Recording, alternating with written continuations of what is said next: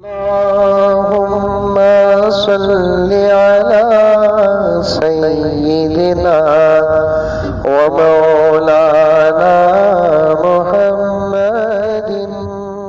मांगो ईमान की सलामती के बाद, सेहत मांगो, सेहत मांगो, अल्लाह के पास सेहत मांगो।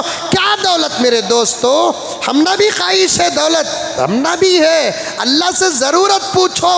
जब अल्लाह से ज़रूरत पूछेंगे तो ज़रूरतें ऐसी पूरी करते हैं, ऐसी पूरी करते हैं, तुम्हारे वहमो गुमान में तक तुमको समझ में नहीं आएगा कि तुम्हारे मसले हल कैसा हुए।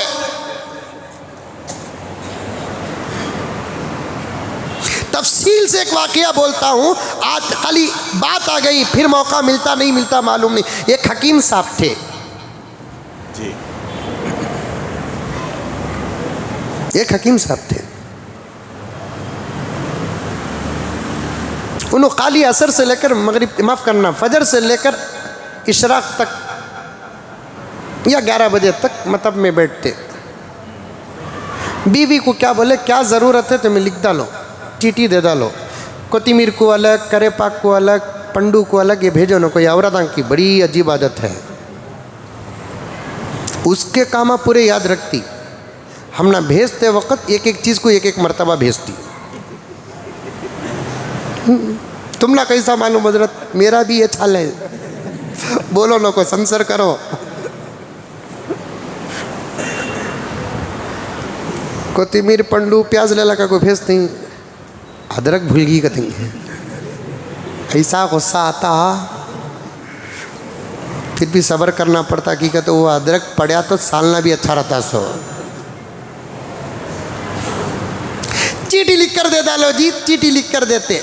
वो पूरे सौदे का कितना टोटल होता, तब तक क्लिनिक में बैठते।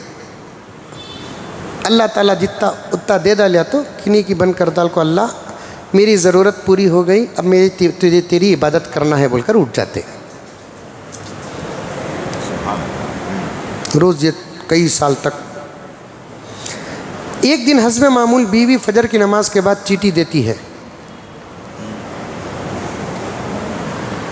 क्लिनिक में आकर खोल कर देखे तो अपनी बेटी की शादी का पूरा जहेज लिस्ट में है। इनू सिखा सो तरीक़ा, इनू चटक गए। पलंग बीरू काकी किधर की किधर की किधर की, इतने जोड़े कपड़े, इतने जोड़े कपड़े, इतने जोड़े कपड़े, काकी किधर की किधर की। क्योंकि जब बंदे को खुदा पर यकीन हो जाता है तो उसके सामने पहाड़ भी ज़ीरा बन जाता है।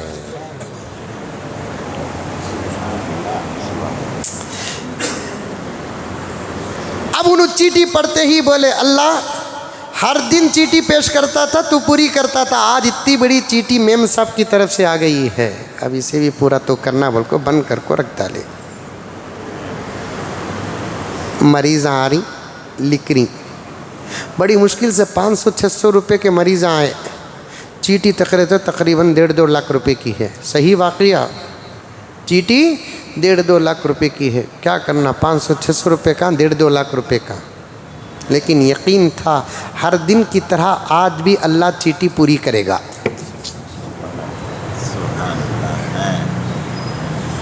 मैं ज़्यादा तो अल्लाह से मांगा नहीं आज तक, मैं मांगा तो मेरी ज़रूरत मांगा। कल मेरी ज़रूरत 100 रुपये की थी तो 100 रुपये भी पूरी किया। परसों मेरी ज़रूरत 500 रुपये की थी तो 500 रुपये भी पूरी किया। तो आज मेरी ज़रूरत 1-1.5 लाख रुपये की है तो आज भी अल्लाह पूरी करेगा। कर रहे थे, अचानक एक कार आकर उतरी। उतरने के बाद अंदर दाखिल हुई, मियाँ बीवी थे। अस्सलामु अलैकुम। वालेकुम अस्सलाम। खैरियत हकीम साहब, मेरी तो है, तुम्हारी कैसी है? अल्लाह का फजल। पछाने क्या, ये हमेशा से चलता दिखता है। ये मैं जो वाक़या बोल रहा हूँ ये भी 50-60 साल पहले का वाक़या। कब की मिलको रहता, आधा को मिलको पछाने हजरत का था। कौन भी तुम्हें हजरत वो ताकरात में दरवाजे के पास तुम्हें जाले को थे नहीं, सलाम करे नहीं हजरत में कहते कितने जने करे ना रे बाबा। ये भोलापन, मोहब्बतें हैं, मैं नाराज़ नहीं होता। नहीं हकीम साहब, आज से तकरीबन 16-17 साल पहले हम आपके दवाखाने में आए थे। इत्तेफाक ऐसा हुआ हकीम साहब कि इस रास्ते से गुजर रहे थे, हमारी गाड़ी खराब हो गई। मैकेनिक को बुलाकर गाड़ी रेडी कर रहे थे।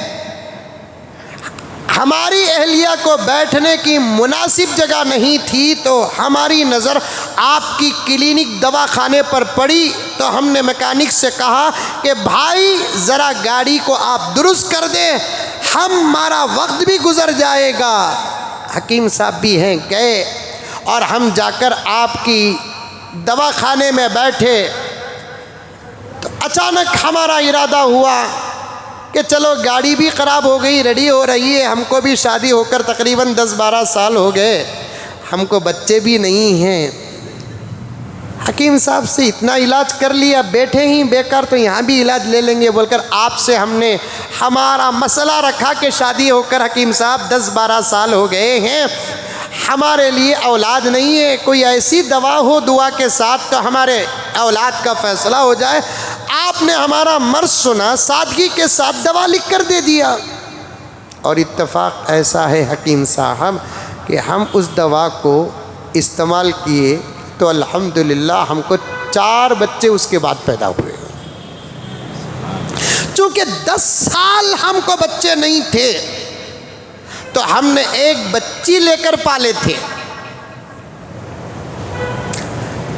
और हमने उस बच्ची की शादी का पूरा इंतज़ाम किया। इत्तेफाक से हकीम साहब कि पूरे इंतज़ामात के बाद एक हल्की सी बुखार बच्ची को आई और वो बच्ची 17 साल की उम्र में इंतकाल कर गई। हमने जो पूरा सामान जमा करके रखा था, एक बच्ची की मौत, ये सामान, हकीम साहब हमको आपकी दुआ का वो वक्त याद आया कि जब हम आपसे गुफ्तगू कर रहे थे तो उस वक्त हमको पानी लाकर एक बच्ची दी। हमने पूछा तो ये बच्ची कौन है, तो आपने कहा कि मेरी बेटी है। हकीम साहब हमारी ख्वाहिश यही है कि हम वो सामान आपकी बच्ची की शादी में देना चाहते हैं, और सिर्फ देना चाहते नहीं हकीम साहब, लेकर आ चुके हैं। बाहर लारी खड़ी है हकीम साहब, हमारा ये हदिया कबूल फरमा ले। कहा बस बंदे का यकीन चाहिए, देने वाला तैयार है। आज भी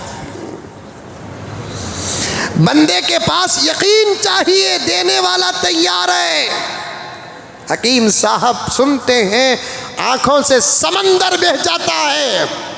चिट्ठी उठाकर पेश करते हैं कि आज मेरे घर की ज़रूरत का ये सामान मेरे हाथ आया, मैं खुदा पर भरोसा कर बैठा, चलो उठो सामान घर पहुंचाओ।